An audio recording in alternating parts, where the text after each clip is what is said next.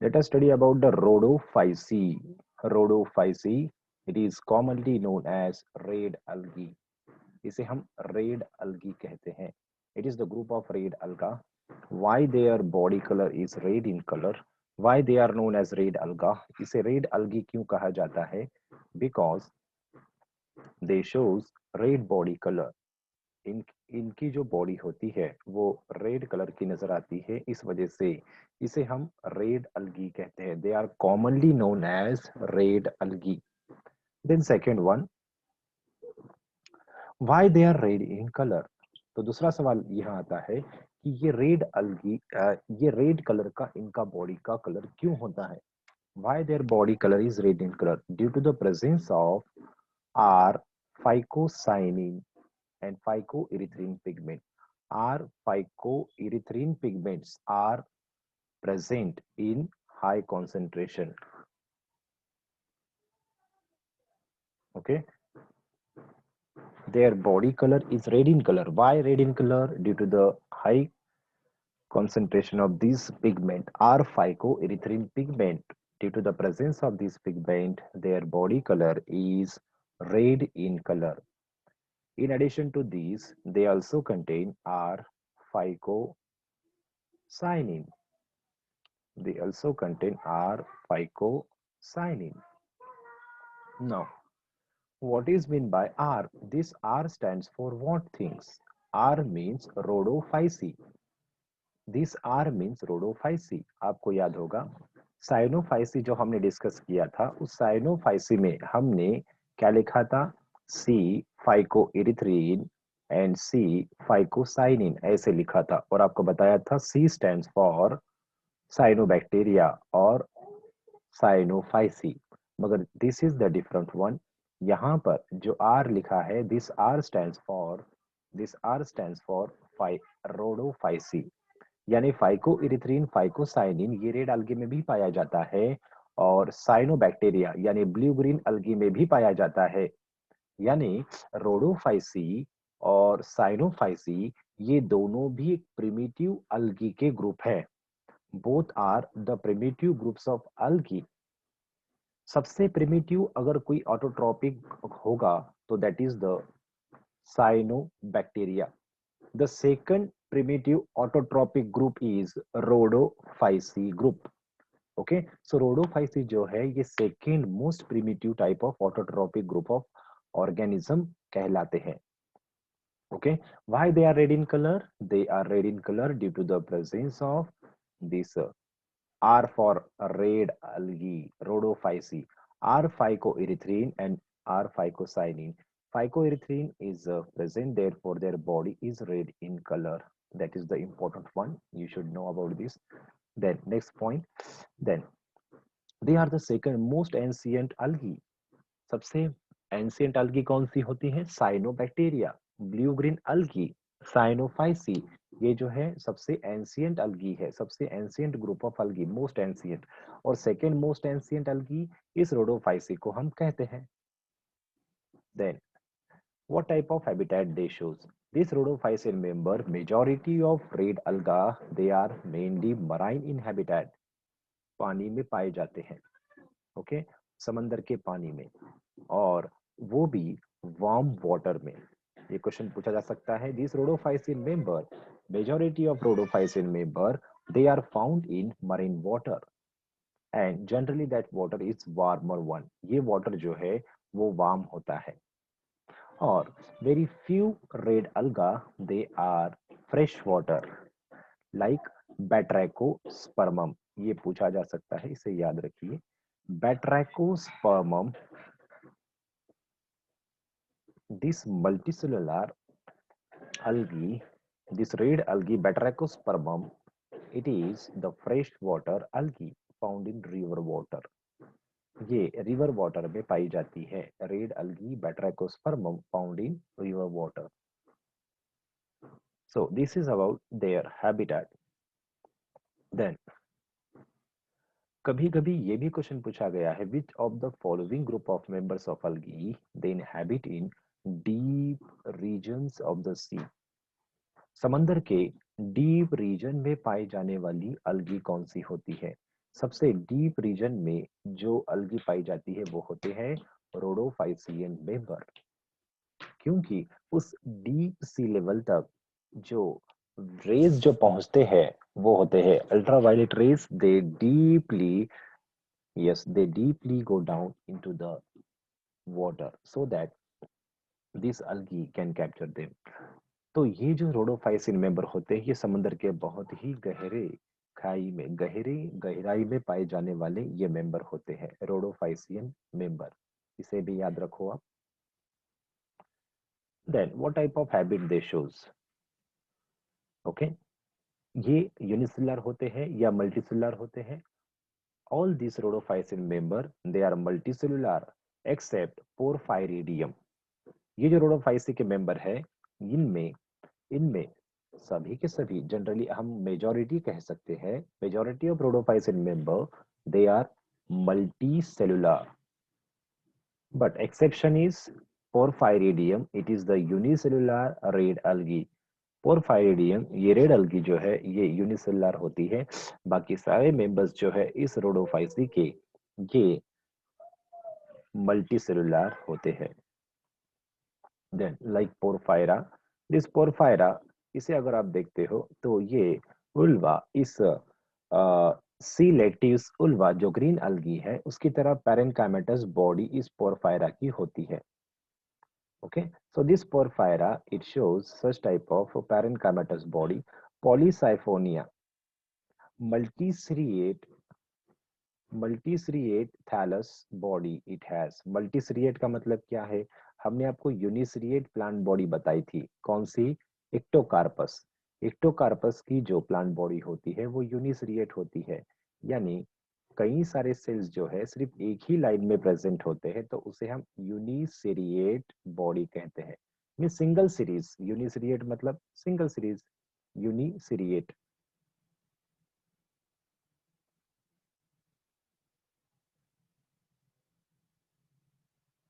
मगर ये जो पॉलीसाइफोनिया है, इस पॉलीसाइफोनिया में आपको इनकी जो मेन एक्सिस होते हैं और साथ ही साथ जो ब्रांचेस होते हैं, अगर हम इसे देखते हैं तो ये मल्टीसिरिएट होते हैं। मल्टीसिरिएट मीन्स कई सारे इस तरह के सिरिएट मिलकर मल्टीसिरिएट बॉडी बनाते हैं, तो लाइक दिस।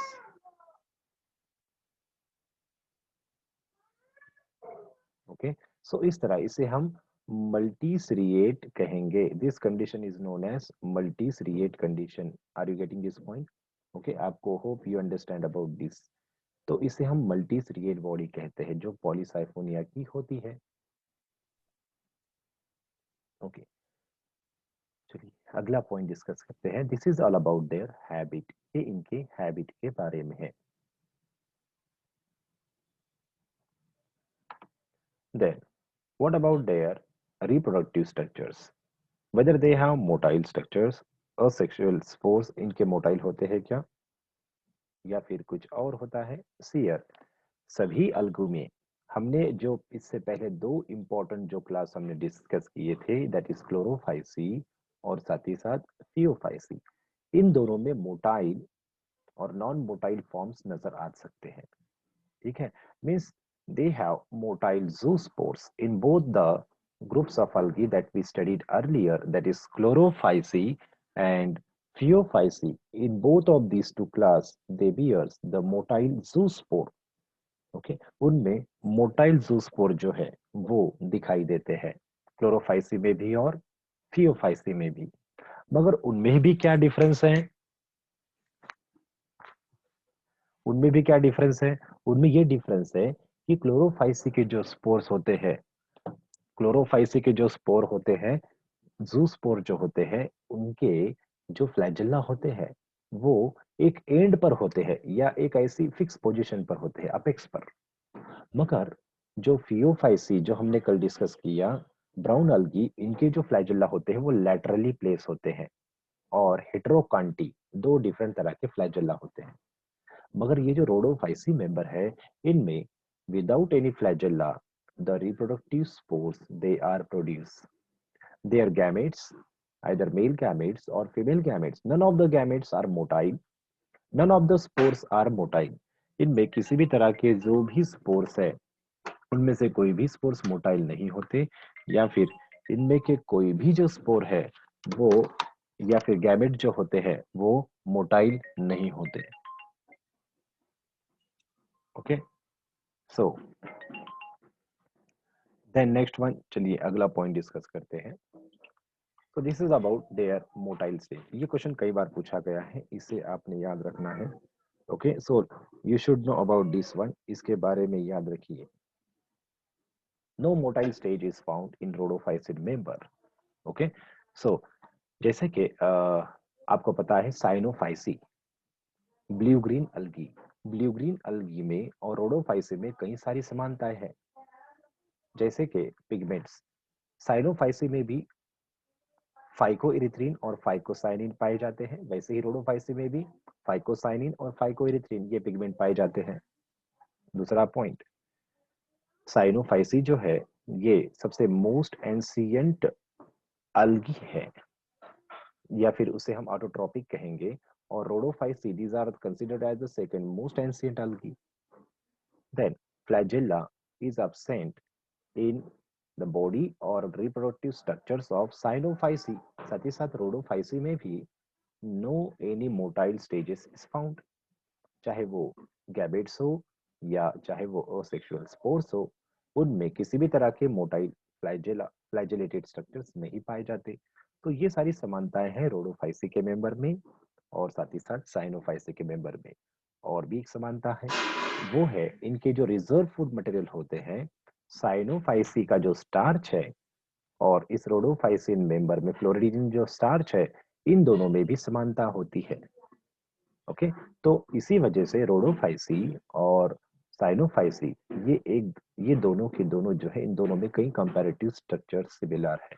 मगर रोडोफाइसी ये यूकैरियोटिक ऑटोट्रॉपिक ग्रुप ऑफ अलगी है, मगर साइनोफाइसी ये prokaryotic autotrophic group of Monera है। तो ये सारी चीजें आप सभी को याद रखना है, ठीक है। तो आपको कंपैरेटिव स्टडी पर थोड़ा सा ज्यादा जोर देना है, याद रखिए। So next point is cellular features. What cellular features does this rhodophysin members they have? No doubt, as usual, the inner cell wall is consist of cellulose. The outer cell wall is consist of pectin.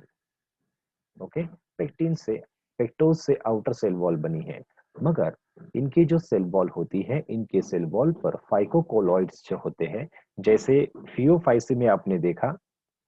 Okay, फियोफाइसिन में अल्जिन नाम का अल्जिनिक acid या फिर फ्यूसिनिक acid, इस तरह के फाइकोकोलॉइड्स, इस तरह के जो फाइकोकोलॉइड्स होते हैं वो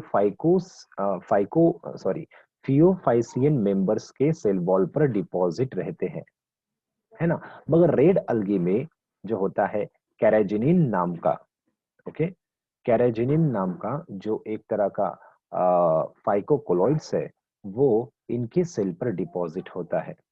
okay, so what about there cellular features, इनके सेल के फीचर्स क्या है उसे एक बार नोट डाउन कीजिए, ताकि ये ये जो क्वेश्चन है ये पूछा जा सकता है।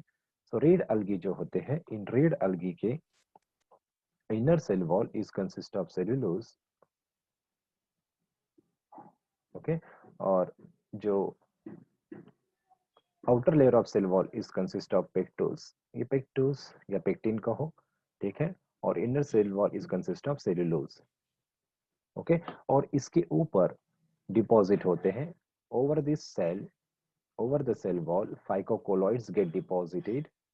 इसके ऊपर भीतरी, इसके ऊपर आवरण पर फाइकोकोलॉइड डिपॉजिट होते हैं। फाइकोकोलॉइड means they avoid the desiccation of their body. Okay, water loss को अवॉइड करते हैं, डेसिकेशन मींस वाटर लॉस को अवॉइड करते हैं, कंप्लीटली गीलापन इस बॉडी के अराउंड में रखते हैं। सो फाइकोकोलॉइड्स,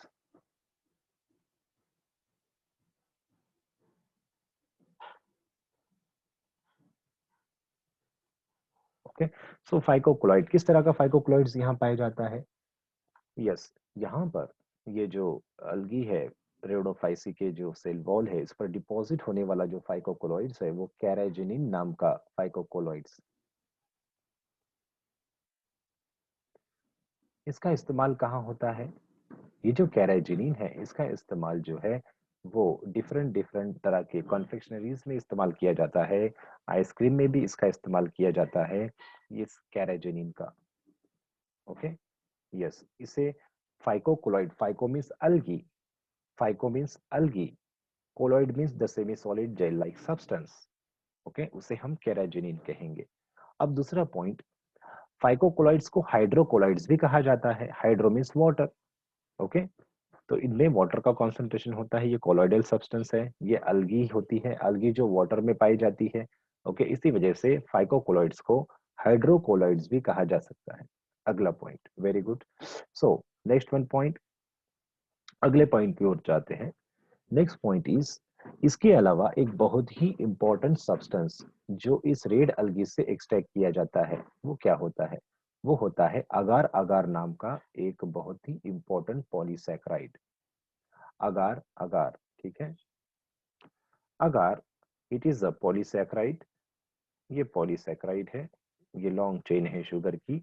it is the polysaccharide that use in culture of bacteria and tissue culture technique.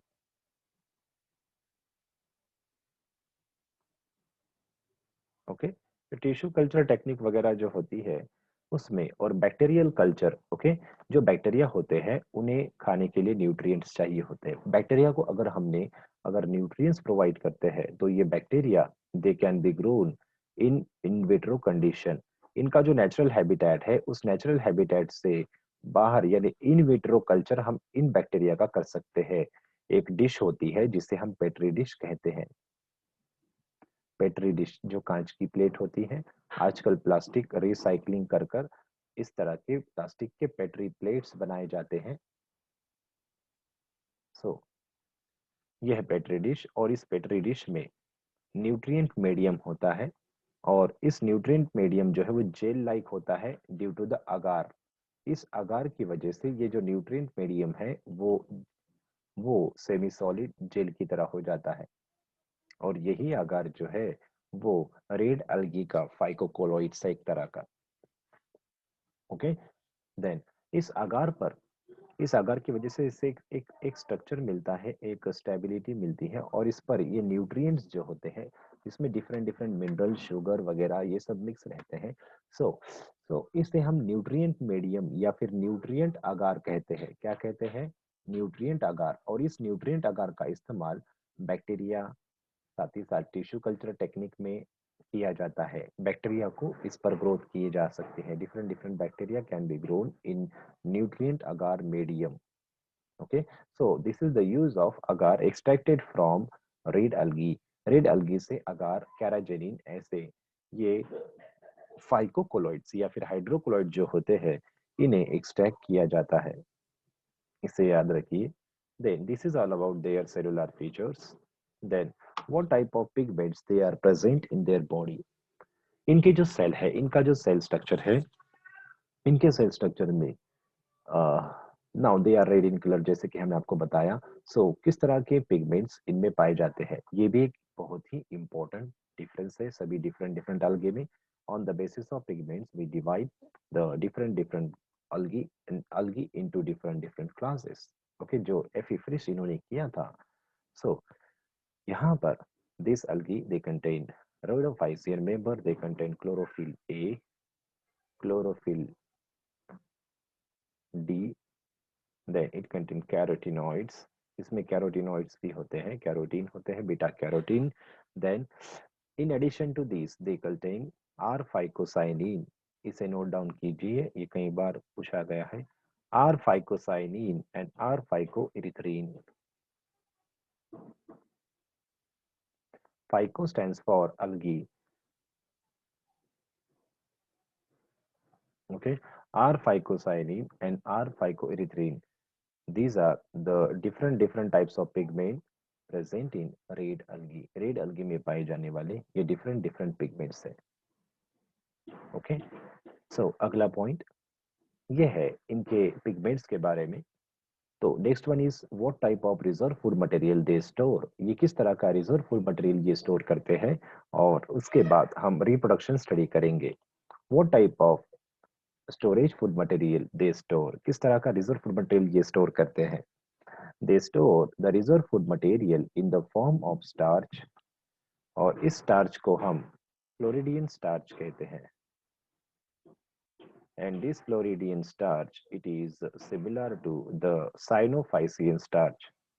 ये जो है साइनोफाइसी में जो स्टार्च होता है और ये जो फ्लोरिडियन स्टार्च है, इन दोनों में बहुत सी समानताएं पाई जाती हैं। So this Floridian starch, it is the main reserve food material present in this algae. Okay. इसके अलावा they also store the oils. Okay. Oil lipids ये भी स्टोर किए जाते हैं। Floridian starch and lipids stored by these groups of algae, rhodophycean member, ये इस तरह के स्ट्रक्चर्स, इस तरह के जो स्टार्च वगैरह है, इन्हें स्टोर करते हैं। ओके, तो these are the storage food material present in rhodophycean member। ये कई बार पूछा गया है, इसे आपने याद रखना है, ठीक है। चलिए अगला पॉइंट होता है इनके रिप्रोडक्शन का। What type of reproduction they shows and any other peculiar characteristics इनमें है क्या, उसे हम डिस्कस करते हैं। जैसे कि हमने आपको फाइकोक्लॉइड्स के बारे में ऑलरेडी हमने आपको बताया है। Okay, so let us study about their reproduction. What type of reproduction they shows? They reproduce vegetatively, asexually as well as sexually.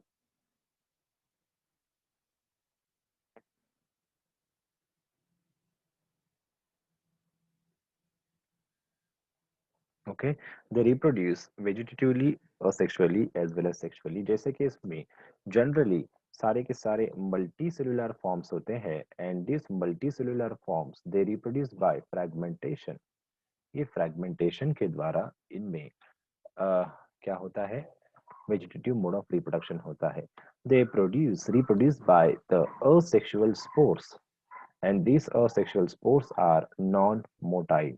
They reproduce asexually by the formation of non-motile asexual spores. किस तरह के यहाँ पर asexual spores produce होते हैं? These are monospores, corpospore, tetraspores, neutral spores। तो इस तरह के डिफरेंट टाइप्स के जो असेक्सुअल स्पोर्स है, इनके जरिए ये अपना असेक्सुअल रिप्रोडक्शन करते हैं। सो इन सभी स्पोर्स के बारे में आपने याद रखना है, देन इनके नाम याद रखने हैं। Then sexual reproduction, it is carried out by the formation of antheridium and archegonia, antheridium and oogonium. Okay, कई बुक्स में इनका जो ओगोनियम है उसे आर्चिगोनियम भी कहा गया है। ओके, तो वो आर्चिगोनियम नहीं कहना चाहिए, बल्कि वो मल्टीसेलुलर होता है, मगर फिर भी उसे आर्चिगोनियम नहीं कहना चाहिए, ठीक है। सो ओगोनियम, इसे हम इसे आप कार्पोगोनियम कह सकते हो। ओके, तो हम डिस्कस करते हैं।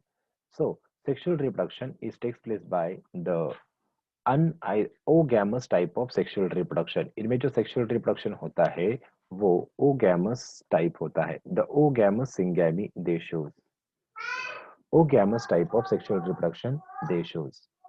अब एक बहुत ही इंपॉर्टेंट यहाँ पर लाइफ साइकिल होती है इनकी।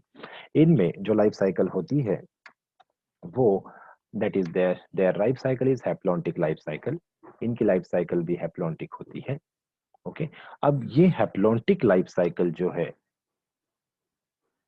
Haplontic life cycle in majority of the cases, okay, like बैट्रैकोस्पर्मम। ये जो बैट्रैकोस्पर्मम है, जो फ्रेश वाटर रेड अलगी है, इसमें हैप्लॉन्टिक लाइफ साइकिल नजर आती है। इस बात को आपने याद रखना है। Okay, haplontic life cycle, example Batrachospermum. Then इसके अलावा यहाँ पर diplohaplontic life cycle in Polysiphonia. Okay, diplohaploidic life cycle in polycyphonia. Example, polycyphonia. अब एक पॉइंट देखिए, सी यहाँ डिप्लोहैप्लॉन्टिक कहा गया है, इसे हैप्लोडिप्लॉन्टिक ऐसे भी लिखा जाता है। ओके, तो यहाँ पर जो पॉलीसाइफोनिया है, इसकी जो प्लांट बॉडी होती है ये डिप्लॉइड प्लांट बॉडी होती है, इस वजह से डिप्लोहैप्लॉन्टिक ऐसे शब्द का इस्तेमाल किया गया है। Okay, so Polysiphonia a typical diplohaplontic type of life cycle shows. Batrachospermum इनकी जो बॉडी है वो हैप्लॉइड प्लांट बॉडी होती है, हैप्लॉइड अलगी होती है, जिस वजह से मेजर जो स्टेजेस है उनके लाइफ साइकिल के except zygote they are haploid. इस वजह से बैट्रेकोस्पर्मम की लाइफ साइकिल को हम हैप्लॉन्टिक लाइफ साइकिल कहते हैं। अब यहाँ पर देखिए एक छोटा सा ऐसे हम यहाँ एक छोटा सा यहाँ पर हम आपको एक इस सेक्सुअल रिप्रोडक्शन में छोटा सा यहाँ पर एक छोटा सा ट्विस्ट आता है। वो क्या है, इनमें इनकी जो सेक्सुअल रिप्रोडक्शन की जो भी लाइफ साइकिल है, इसमें एक छोटा सा बहुत ही इंपॉर्टेंट पॉइंट नजर आता है। वो क्या है, post fertilisation. Post fertilisation changes and formation of fruiting body. यहां पर आफ्टर फर्टिलाइजेशन, इस पॉइंट को आपने याद रखना है, after fertilisation these red algae they produce the fruiting body. They produce the fruiting body. Okay, ये एक तरह की फ्रूटिंग बॉडी कहते हैं। उस फ्रूटिंग बॉडी को उस फ्रूटिंग बॉडी को ही हम कार्पोगोनियम कहते हैं। ओके, कार्पोगोनियम, कार्पोस्पोरेंजियम ऐसे कहा जाता है। ओके, सो नेक्स्ट वन, अगला पॉइंट, इस फ्रूटिंग बॉडी का फॉर्मेशन होता है और इसी प्रोसेस को हम पोस्ट फर्टिलाइजेशन मॉडिफिकेशन कहते हैं। पोस्ट फर्टिलाइजेशन मॉडिफिकेशन होने वाली ये ग्रुप है। रोडोफाइसी में फर्टिलाइजेशन होने के बाद फ्रूटिंग बॉडी फॉर्म होती है, कार्पोगोनियम उसे हम कहते हैं। तो इस पोस्ट फर्टिलाइजेशन चेंजेस को, that is the important characteristic of rhodophycean member. इस रोडोफाइसिन मेंबर की ये भी एक इम्पोर्टेंट कैरेक्टरिस्टिक है, आप सभी को ये चीज याद रखना है। They reproduce sexually, vegetatively as well as sexually. In their sexual life cycle, they produce antheridium and ogonium. Okay, so ये जो इनके फर्टिलाइजेशन है that is the of oogamous type of syngamy they shows, क्योंकि यहाँ पर mail और female gamete जो होते हैं इन दोनों में they are physiologically as well as morphologically different. Therefore, their type of syngamy is oogamous type of syngamy. Their life cycle is haplontic one in Batrachospermum and diplohaplontic in Polycyphonia. तो इस तरह के ये इंपॉर्टेंट कैरेक्टरिस्टिक यहाँ पर होते हैं। अब यहाँ पर एक छोटी सी बात है, अब ये जो बैट्राकोस्पर्मम है और पॉलीसाइफोनिया है, इन दोनों के सियर कल हमने देखा isomorphic and heteromorphic alternation of generation. मगर यहाँ पर जो अल्टरनेशन ऑफ जनरेशन है, यहाँ पर डायफेजिक एंड ट्राइफेजिक, डायफेजिक और ट्राइफेजिक ऐसे 2 और 3 इनके लाइफ की फेजेस होते हैं। ओके, 2 और 3 लाइफ के फेज होते हैं। Batrachospermum it shows the diphasic life cycle. Diphasic means एक इनकी ओन प्लांट बॉडी होती है, वो हैप्लॉइड प्लांट बॉडी बैट्राकोस्पर्मम की होती है, और इसके बाद फर्टिलाइजेशन होकर इस फर्टिलाइजेशन के बाद मियोसिस होकर एक और प्लांट बॉडी फॉर्म होती है। ओके एक और प्लांट बॉडी फॉर्म होती है। ओके, तो उसे हम कार्पोस्पोरोफाइट कहते हैं।